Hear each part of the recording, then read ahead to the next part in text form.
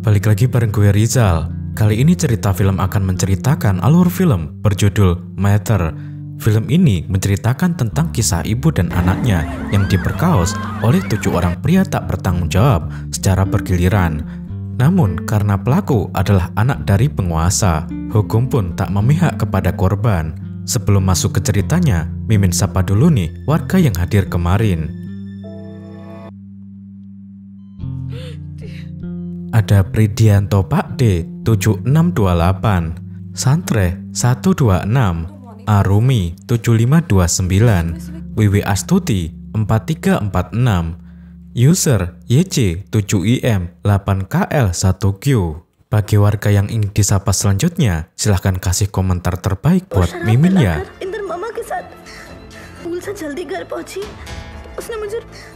Ternyata 7 pria itu tak mengetahui keganasan dari sang ibu yaitu Vidya, dan cerita pembalasan sang ibu Vidya pun dimulai.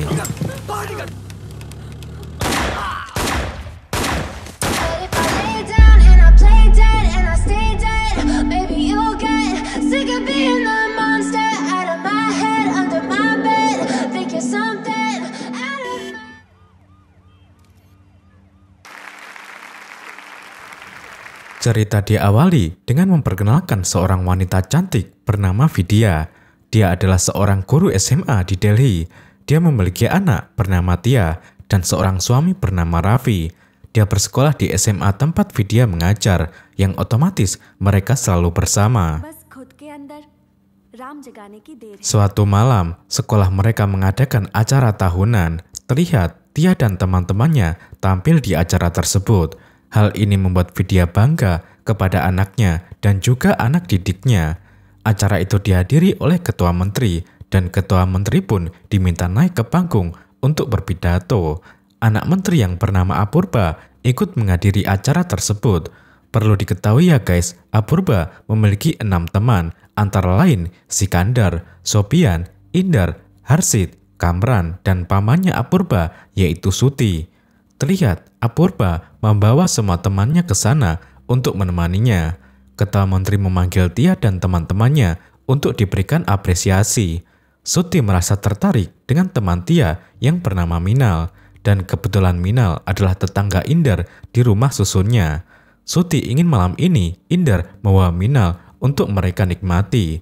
Singkat cerita, acara pun selesai. Vidya dan Tia hendak pulang. Terlihat di perjalanan saat itu sangat macet sekali. Vidya kemudian menghubungi sahabatnya yang bernama Ritu untuk menanyakan jalan alternatif. Ritu pun memberitahu Vidya, yang akhirnya Vidya mengambil rute arahan Ritu.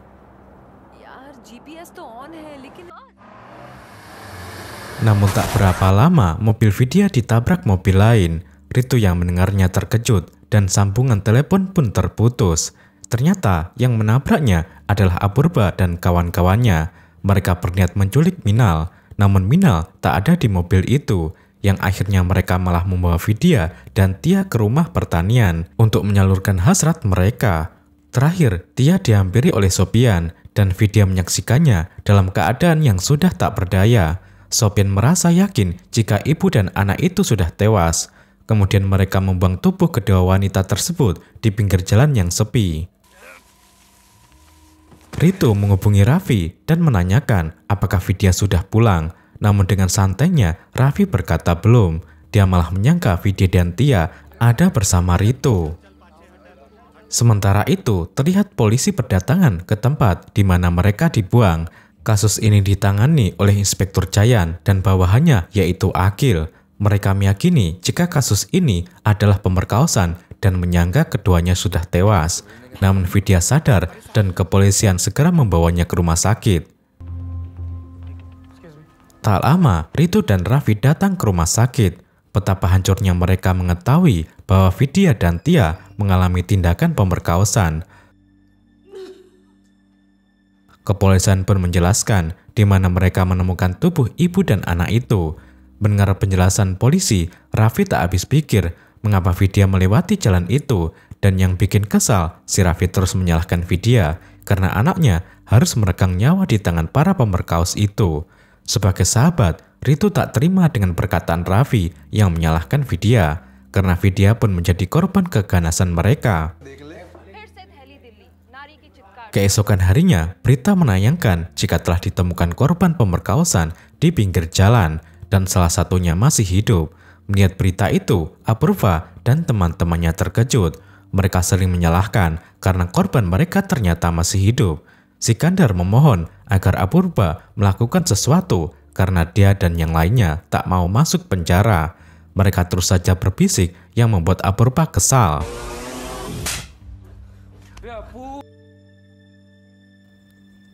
Di hari itu juga, Raffi mengkremasi jenazah Tia tanpa menunggu Vidya sadar. Hal ini membuat Ritu geram karena Raffi tak memperdulikan perasaan istrinya. Menurutnya, Vidya juga berhak melihat jasad Tia. Beberapa hari kemudian, Jayan ditemani Agil menemui Vidya di rumah sakit untuk meminta keterangannya. Saat sadar, Vidya menanyakan keberadaan Tia, namun Jayan mengatakan jika Tia sudah meninggal. Vidya syok dan hanya bisa menangis.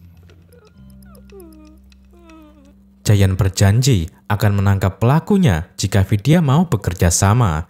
Vidya pun memberikan keterangan dengan menggunakan isyarat jika para pelaku ada 7 orang dan salah satunya adalah anak dari ketua menteri.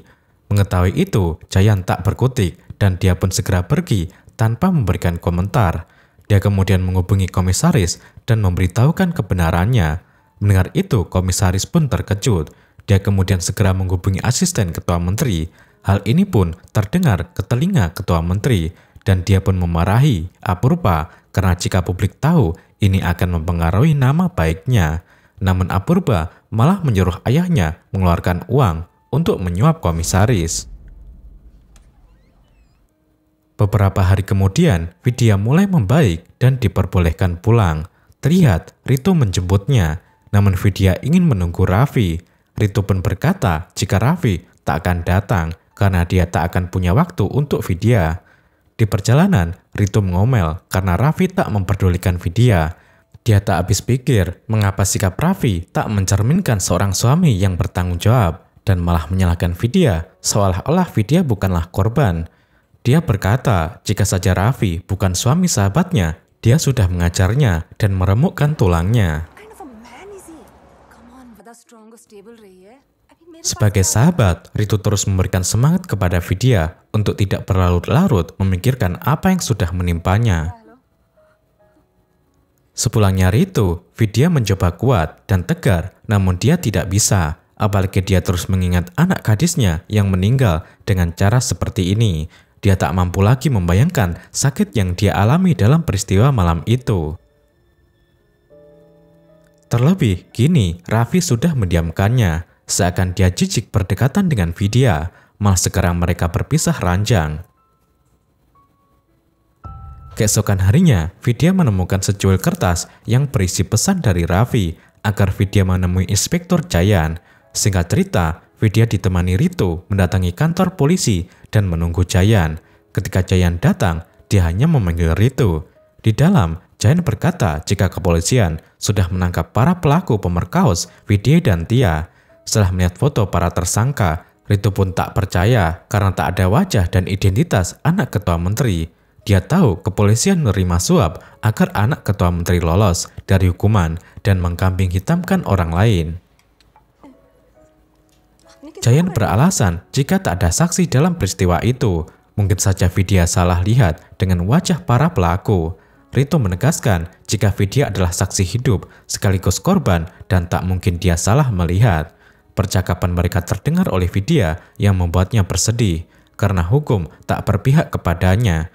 Ritu bertanya sekali lagi kepada Jayan apakah Vidya dan Tia akan mendapatkan keadilan. Jayan pun menjawab keadilan seperti apa yang harus mereka berikan karena bukan hanya kasus ini saja yang mereka tangani. Namun masih banyak lagi kasus yang tertunda yang harus mereka selesaikan. Mendengar itu, Ritu semakin kesal dan kemudian pergi. Namun dia mendapati Vidya sudah tak ada di sana. Vidya merasa dunia sudah tak adil kepadanya. Pertama, dia dan Tia mengalami kejadian memilikan itu. Lalu suaminya menjauhinya dan sekarang dia tak mendapatkan keadilan. Dia mencoba melupakannya dan memutuskan untuk kembali mengajar. Namun dia tak bisa fokus karena kejadian itu terus menghantuinya. Suatu malam, Raffi menyatakan jika dia ingin berpisah dengan Vidya. Mendengar itu hati Vidya terasa hancur, namun dia mencoba tegar dan tak menitikkan air mata setetes pun. Tanpa banyak kata, Vidya pun mengalah dan memilih tinggal bersama Ritu. Ritu yang baik hati menerima Vidya dan terus menguatkannya. Suatu hari saat Vidya sedang berkendara, dia melihat salah satu pelaku yaitu Sikandar. Hal ini membuat dia kembali mengingat peristiwa itu. Terlihat dia terus mengikuti Sikandar kemanapun Sikandar pergi.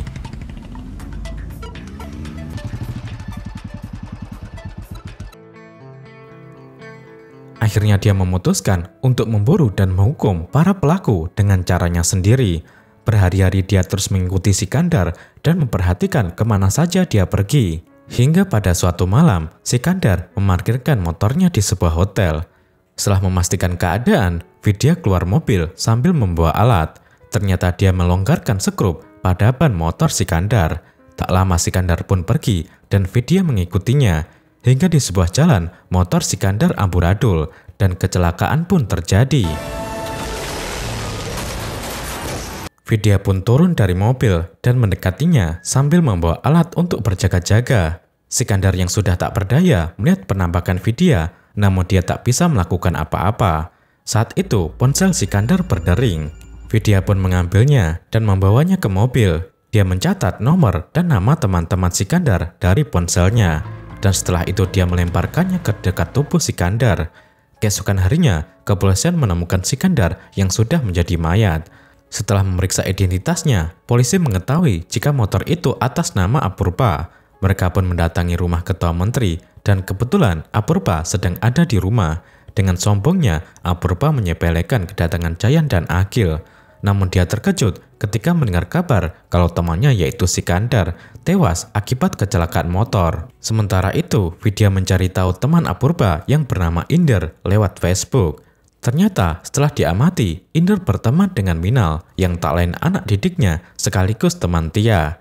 Singkat cerita, Vidya mengajar seperti biasa, sampai tak terasa jam pelajarannya pun habis. Namun saat hendak pulang, dia memanggil Minal. Vidya pun mengajak Minal mengobrol santai dengan alasan jika Vidya ingin belajar menggunakan Facebook. Namun saat melihat foto Inder, Minal menjadi salah tingkah. Vidya bertanya, ada apa dengan orang itu?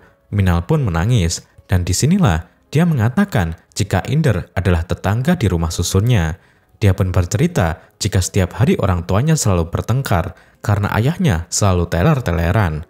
Ibunya sudah tak tahan lagi karena ayahnya seorang pengangguran. Inder yang mendengar pertengkaran mereka mencoba berkunjung ke rumah.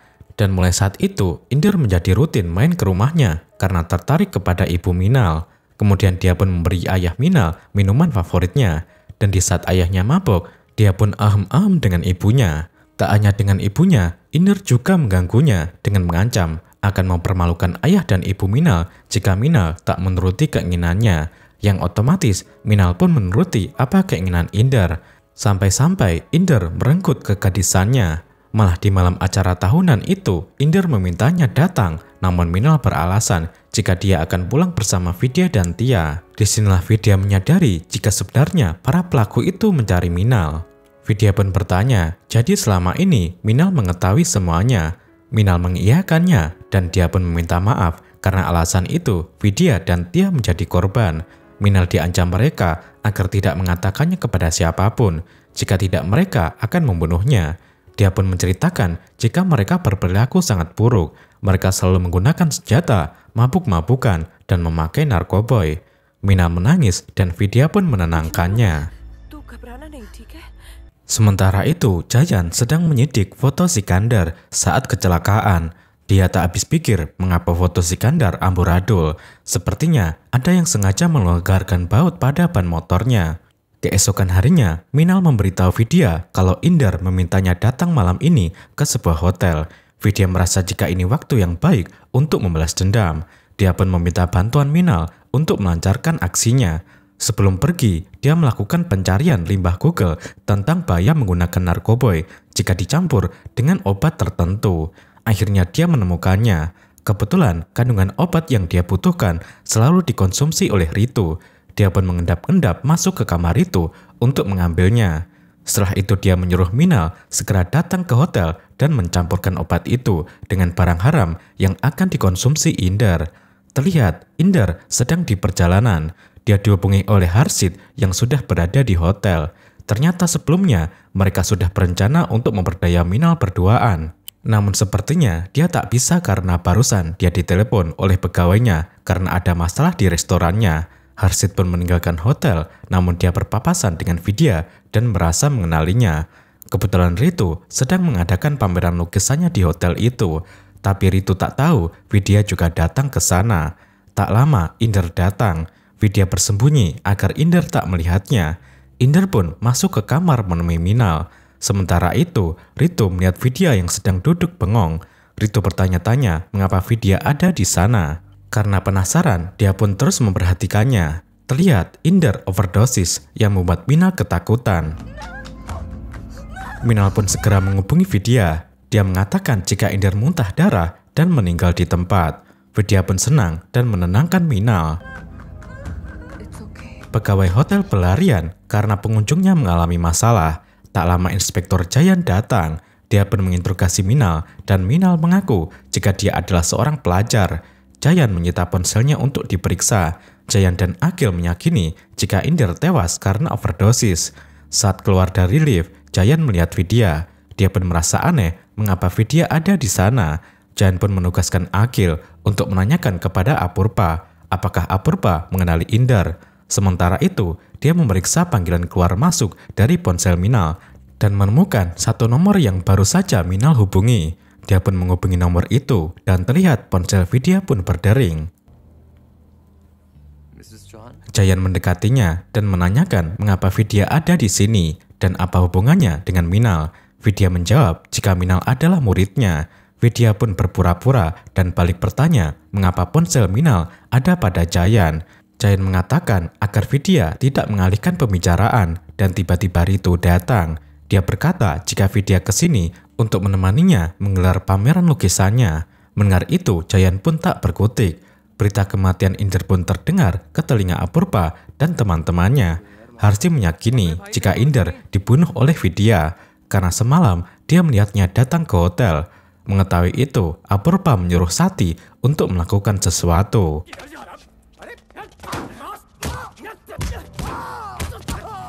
Sati mengirim orang untuk memukuli Raffi. Terlihat Raffi babak belur diajar orang suruhan Sati.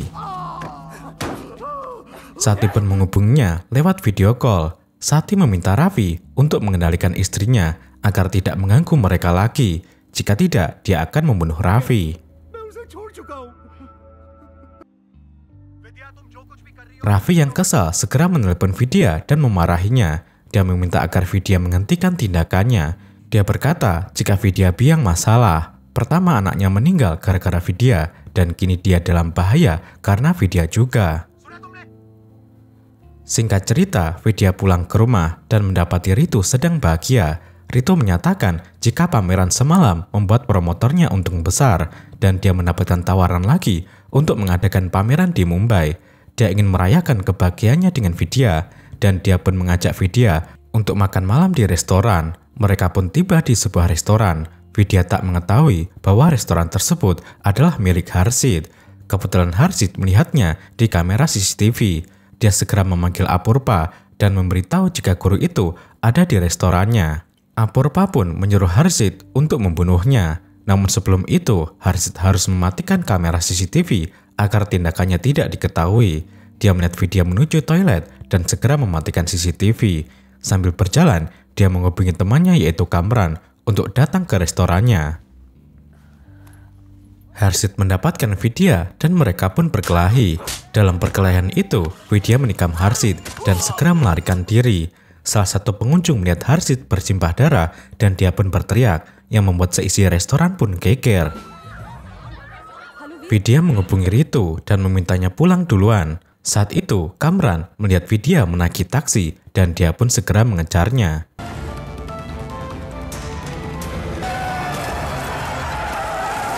Dia pun menyuruh Vidya keluar, dan untuk menakutinya, dia menembak pengemudi taksi dan tak sengaja menjatuhkan senjatanya. Vidya pun mengambil pistolnya dan membunuh Kamran dengan menembakinya.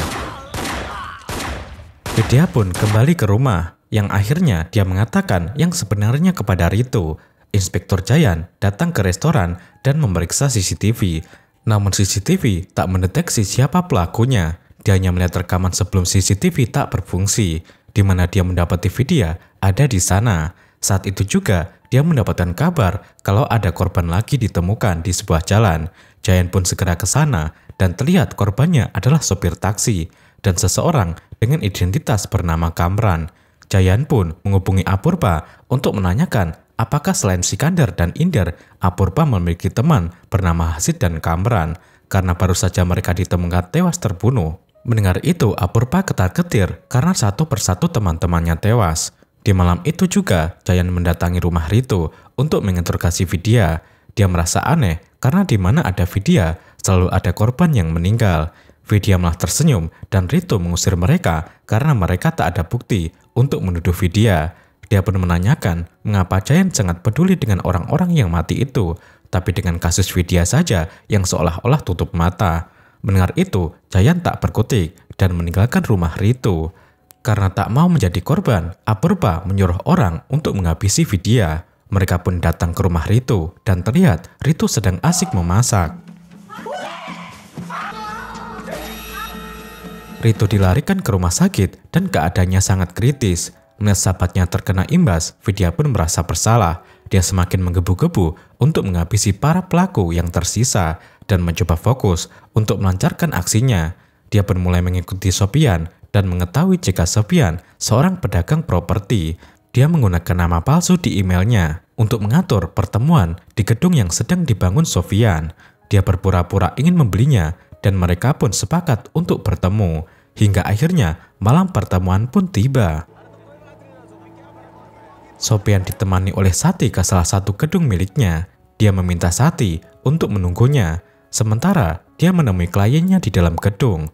Sesamanya di sana, dia menyadari jika kliennya adalah Vidya. Dia shock karena Vidya menjebaknya. Terlihat Vidya mempersiapkan senjata untuk membunuhnya. Sofian ketakutan dan mengatakan jika dia tak terlibat dengan kejadian itu. Bahkan dia tak sempat memperkaos Vidya dan Tia. Karena menurutnya saat itu Vidya dan Tia sudah tewas. Dia meminta Vidya untuk membebaskannya. Vidya pun berjanji akan membebaskannya dengan syarat agar Sofian menghubungi Apurba dan menyatakan kalau dia akan menjadi saksi. Sofian pun menurut dan menelepon Apurba. Dia mengatakan jika dia muak dengan semua ini, di mana teman-temannya mati secara mengenaskan dan dia tak mau itu terjadi kepadanya. Maka dari itu, dia akan menjadi saksi atas kelakuan Apurba dan teman-temannya malam itu. Apurba memarahinya dan mengancam akan membunuhnya. Mendengar itu, Vidya merasa puas dan dia pun pergi meninggalkan Sofian. Sofian tak tahu harus bagaimana. Dia merasa takut jika Apurba akan membunuhnya. Tapi jika dia tak bersaksi, dia takut dia juga membunuhnya. Oleh karena itu, dia memutuskan untuk mengakhiri hidupnya sendiri. Vidya keluar dari gedung itu dan Sati melihatnya.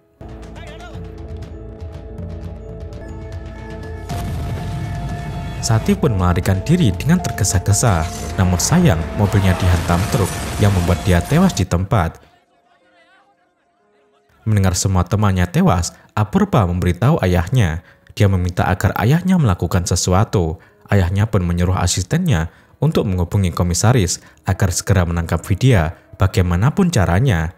Komisaris pun memerintahkan Jayan untuk melakukan tugas ini dan segera Jayan datang ke rumah sakit tempat Ritu dirawat. Namun setelah dicari, mereka akan menemukan Vidya. Keesokan harinya, terlihat Ketua Menteri mengadakan perayaan Holi di rumahnya. Dia mengundang semua orang untuk merayakannya. Terlihat banyak petugas polisi yang berjaga di sana, termasuk Jayan dan Akil. Ternyata Vidya juga datang ke sana untuk melakukan aksinya yang terakhir, yaitu memburu Apurba. Ya, namanya juga film ya guys. Vidya lolos dari pemeriksaan dan berhasil masuk ke rumah Ketua Menteri. Saat Ketua Menteri menyapa masyarakat, dia mendapatkan serangan dari orang yang tak menyukainya dan kericuhan pun terjadi. Para penjaga fokus untuk mengamankan penyerangan, sementara Ketua Menteri masuk ke rumahnya. Dalam kesempatan itu, Vidya menyelinap masuk ke rumah ketua menteri. Dia pun mencoba membuka selangkas untuk mempermudah aksinya nanti. Terlihat ketua menteri yang sedang amuk-amukan. Dia tak terima dirinya mendapatkan penghinaan di depan umum. Apurva mencoba menenangkannya, namun menteri malah balik memarahinya. Tiba-tiba Vidya menampakkan dirinya dan menodongkan pistol ke arah mereka. Ketua menteri hendak mengambil senjatanya, namun Vidya mendahulunya dengan menembaknya. Apurva marah dan menyerangnya. Dengan amarah yang sudah membuncah, Vidya mengeluarkan semua kekuatannya untuk melawan Apurva. Apurva babak belur di tangan Vidya. Vidya ingin sekali membunuhnya, namun dia tak bisa melakukannya. Akhirnya, dia pun memutuskan untuk pergi meninggalkan Apurva yang sekarat. Walaupun dalam keadaan begitu, Apurva mencoba menenangkan diri dengan mengambil udutnya. Asisten menteri melihat wanita keluar dari rumahnya dan menyadari jika itu adalah Vidya. Dia pun segera masuk ke rumah dan terlihat Apurva hendak menyalakan api. Tiba-tiba rumah itu meledak yang menewaskan semua orang yang ada di sana. Kepulesan jadi panik, begitupun Jayan. Dia berpapasan dengan Vidya dan meyakini jika ini adalah ulahnya. Namun Jayan tak menangkapnya karena menurutnya mereka pantas mendapatkannya. Dan film pun berakhir.